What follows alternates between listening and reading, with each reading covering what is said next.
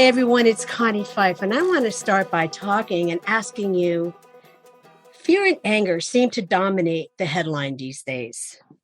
I thought I would find out if there was something that we could find out that could change that. A guy that had a word for everything. Kevin E. West naturally found himself observing life and having a word come to mind. But if he expressed his thoughts, other people gave him an odd look. Yes, he understood seeing a lovely picture and calling it beautiful, or seeing two people laughing and labeling it joy. But something was still missing for him. Kevin was seeing a larger appreciation of words and the spirit of their meaning in the context of life. One day he was laughing at his sister while she tried to swat a fly in the house, and bam, he found his answer in a common housefly, the only quick flying creature that sees human activity from both inside and outside, virtually everywhere. Suddenly, he began to live his life and view it as if it were a fly on the wall. Today, he passes perspective onto others in what he likes to call Kevin's dictionary. He has a distinguished career as an actor, athlete, author, leader, and motivational speaker.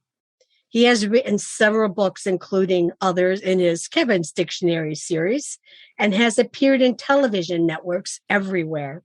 He refers to his humble beginnings more like the movie Deliverance. But what is fascinating about him and his compassion is to heal the wounds between the distrust in America. He is one of the strongest advocates to bring people together that I know today. Today, I invited Kevin E. West here to talk about the newest project, Cancel Culture. I'm so glad he's here. I'm so glad that you're here. This is how we learn together. This is create opportunities, changing the way people see the world. Kevin, I'm so glad that you're here today because I want to start by asking you, what is cancel culture? I'm sure there's a lot of people who would like to define that in certain ways, but in the context of, to me, my life, all our lives, the time I've spent on the planet and sitting here with you, I personally will define it. This is just me. I will define it as an excuse to not have to think. That's how I will define it. A reason to be able to dismiss and not deal. A reason to not have to stretch your own boundaries. Take a moment to listen. Ponder and consider someone else, their background, where they came from. And at the end of the day, it really is just has become a very bad human habit, regardless of social media and digital technology, a very bad way of human dismissal. That's how I define it. So I know you talk about it in the workplace and why it's damaging. So with how you just defined it, why is that so damaging in the workplace? Well, I mean, funny enough, Connie, even though I know you spend a lot of time in your life in retail, and even though I have been an on-camera performer for a long time, and I am a goofball, I'm a registered goofball, I also grew up at 11 years old working in a restaurant. And anytime you look at any gathering of human beings who are trying to accomplish a goal, whatever that is, that's a team. Doesn't matter if it's a restaurant team, doesn't matter if it's a team trying to win the Super Bowl. And the reality is a work environment. I've worked in law firms, I've worked at drugstores, I've worked in restaurants. I've done all sorts of team working environment, along with also, of course, having been a collegiate athlete. And so individual sport versus a team sport, but individual sports still have a team, those around you. And so the damage is done when you have somebody who decides, because someone may have a different ideology or a slightly different belief system about something, that you then shut down as a teammate. Try to imagine, which we saw, and I always do like bad old movie references. I do it all the time. I do it when I speak. But in the movie Remember the Titans, which is a true story about a football team, Alabama years ago, racism, etc. Nice. It was the actual white character, strong character in the movie, who dismissed one of his friends off the team for purposefully missing a block, which got their quarterback injured. And that would be the work employment environment. If I'm the CEO, if I'm the COO, if I'm the upper management VP who counts on a director or a manager of ... to move a team forward on a regular basis, even if it's just a department, I don't care what it is. If you have somebody who's going to intentionally miss a block or not do their job just because so-and-so doesn't think like me when we leave this building and go home, Houston, we have a problem. And if that gets too pervasive, you don't have a problem. You have a dysfunctional work environment. And productivity, I don't care if the productivity is on Zoom now because we happen to be in a global pandemic. It doesn't make any difference to me. You have a serious problem, and it's going to wind up costing you a ton of money. So is that an example of it naturally disappearing? Or is there an intent of that disappearing? Well, now that question, Connie, kind of brings us forward to the moment in time we are today. Yeah. In that I think this has become again, we're human beings. We're creatures of habit. We are mammals. Let's be clear. It doesn't matter if you want to call us Homo sapiens. How long does it take to create a new habit, behavioral habit? 13 days. This is now a behavioral habit that has been driven by our minds, but it's still driven by emotion, because I believe most of cancel culture is, and that's why I call it, as a speaker, I call it, the title of me speaking is the cancel cost, because it's expensive.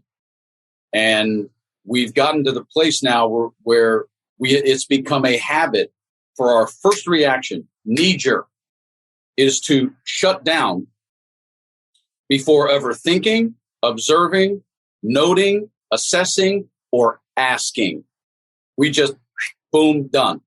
And by the way, for me, this is not a political conversation, but because we have become such an over-politicized culture nationwide, in the United States of America, we have turned, for me, there's only about actually 15 or 20 really political subjects that are actually kind of, to me, in the sphere of politics, of ideology and policy. But we've turned every living, breathing thing we do as humans into a left-right conversation. And that, out of which combination of, has created this culture in which we now immediately shut down and dismiss before we even bother to think. And that is going to require, like any other habit, and I think it's a pretty severe habit, Connie. We're up at the level of what would be defined as a 12-step program, or, the old phrase, cold turkey. We're at a real place where parents become incredibly important. And unfortunately, some of the parents have become the worst offenders of this. Yes. You and I would like to believe that this is a demographic about cancel culture that only goes to people who are under 35. Not true. That's horse manure.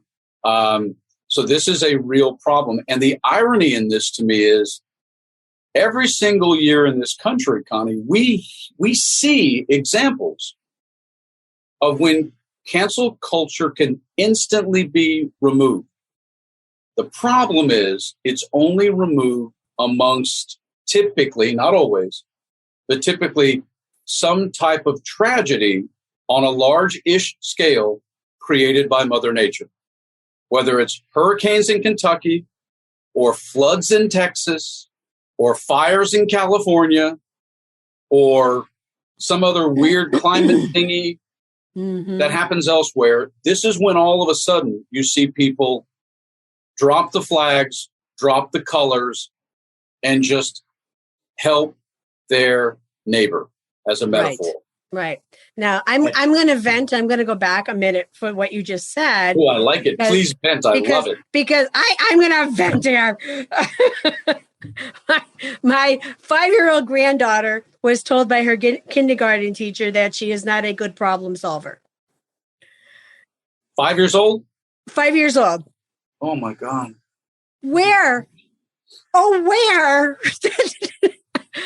Okay. We, as adults, we're not good problem solvers. Wow. 5 years old. I was just trying to make sure I had pants on. It's where I grew up. I was just trying to make sure, did I even put shoes on today? Do I have are my socks the same color? There you go. That's where I was at 5. Okay. And going back to what you just said, where right now we're either left or we're right. There is no middle ground. Right. Which is why I'm a registered independent. Exactly. Right. And myself as well. Right. And we're not going to make this a political conversation. It's not. It's a human conversation. However,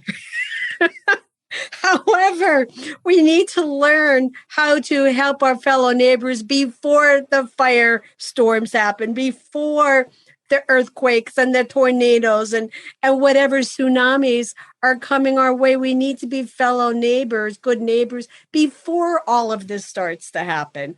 We need to be problem solvers, not at the age of 5, but we need to learn how to do that as adults. Well, and that's also, Connie, that's what's interesting to me about this conversation. It's why the cancel cost is my focus now as a corporate speaker, because I use that example of how people seem to naturally overcome that wall, this little firewall that we've now built with this culture mentality. Yes. However, that's an extreme example of how we do it in life. The reality is at work, at the work environment, we don't tend to deal with the metaphorical fire, flood, ice storm. No, work is routine. Work is daily. Work is almost in some ways mundane. Right. In that we have to be able to be problem solvers and not have a cancel mentality or a cancel knee-jerk over the most basic, simple things from 9 to 5. Right. And this is where this becomes extraordinarily costly when every single day, again, I'm going to always use sports metaphors or movie metaphors, but if you can't even get through the kickoff of a football game, which is one of the most mundane things that there is in football, your team sure as hell not going to win very many games. So we're talking about the ability to, engage with your colleagues, with your coworkers globally. This is not just a U.S. issue. You and I will focus on the U.S. Right. But we're talking about being able to it is a global issue. And you talk about it in your dictionary and words. Right there. And it's right there. My book might right there. mean something to one person, might not be the same to somebody else. So what is the first step to everyone? Help them to overcoming the costly, cancel culture disposition. Well, ironically, it's funny, Connie, because you and I happen to be recording this at the time when it happens to be sort of late February 22. And what's coming up in the next couple of weeks are 2 things.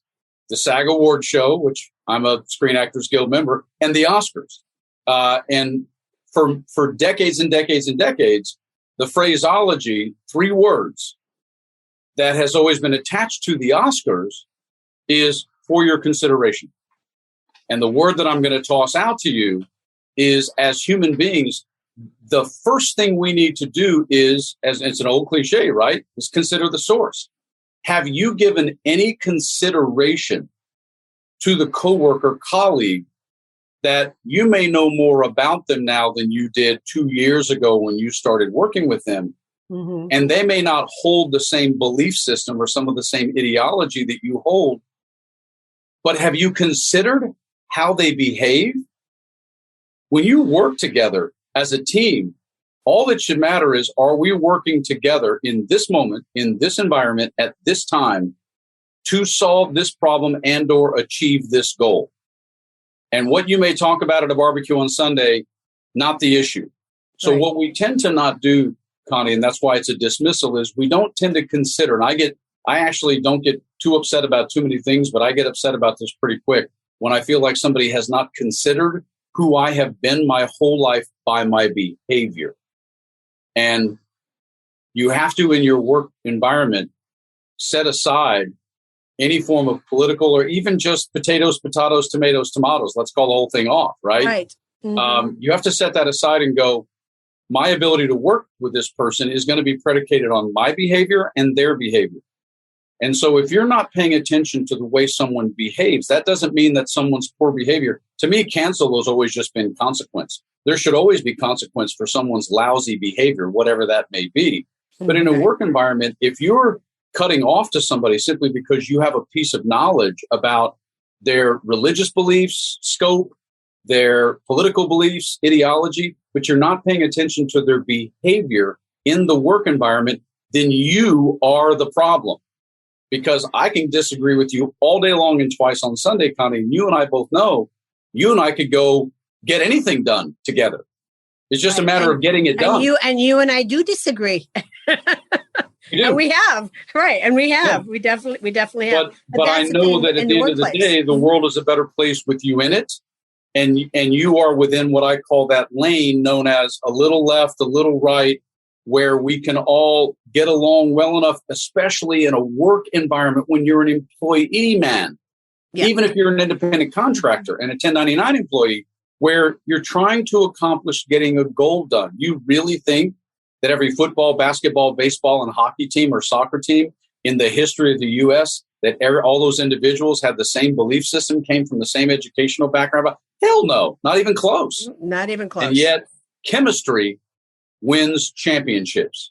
Right. And chemistry of getting a good job done is what has to be the other C word that goes into cancel costs to actually have real work progress for the people who are the bosses who are going to pay the ultimate price when people don't work well together. Right. Absolutely. Absolutely. You always have the right words to say. So let's jump into some rapid fire questions. Uh-oh. And then, yes. I don't know if I've had enough coffee for this. You always know this is all right. I got the pencil in the ear, so we're good. Okay. Well, let's go. Vulnerability is the humility to know you don't know it all. Something people get wrong about you. About me? Oh, that's easy. That I'm very hard line. I'm a complete Piscean teddy bear. Extremely sensitive. But I also talk fast. I think fast. I'm a smart ass. And because of that, and I will call you out on your BS. And so because of that, people tend to think I used to get people in Los Angeles when I moved here that a lot of people thought I was from the East Coast. and I couldn't be more not from the East Coast. But I walk fast, I talk fast. And if you say something that is relatively unintelligent, I'm not going to bark at you, but I'm certainly going to go, where'd that come from? Mm-hmm. And I'm very direct. So the directness sort of belies the fact that I'm really just a Piscean artist. Yeah. Right. It's the biggest thing. And I've seen both sides of you, and being from the South, living on the East Coast, living on the West Coast, I get all sides and I understand. Yeah. So one piece of leadership advice that you have been given, shitty or not, that we should all be watchful of. Oh, lousy advice or good advice? Good or bad. Oh, either one. Yeah, either one. Two things.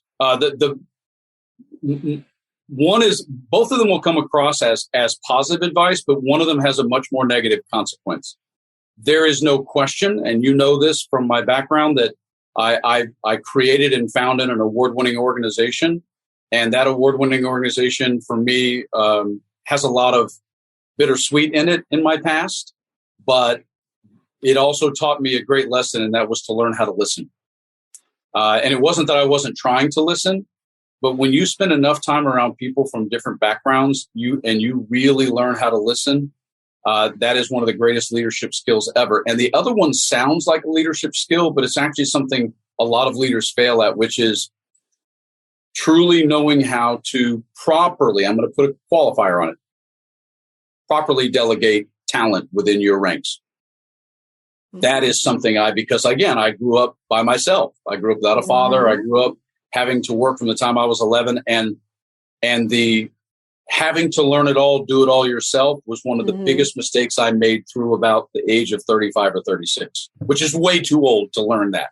But proper delegation within your ranks, and to have that not take too long. Those are the two pieces of advice as a leader which I have been for a long time in my life, that I would not only tell somebody, but I also do what you would call it in your field, a breakout room, a breakout session from a corporation. That is something that today, because of my background, I feel fairly confident I'm a real expert at. Yeah. And that third piece is you're never too old to learn something. Say again? You're never too old to learn something. Oh, hell no. And that's my favorite thing, man. I love people who know stuff. It makes me, I know what I know, but one of the first things I say to people is, I have no idea what you're talking about. You're going to have to explain that to me. I love someone going, here's what you don't know. Cool, tell me.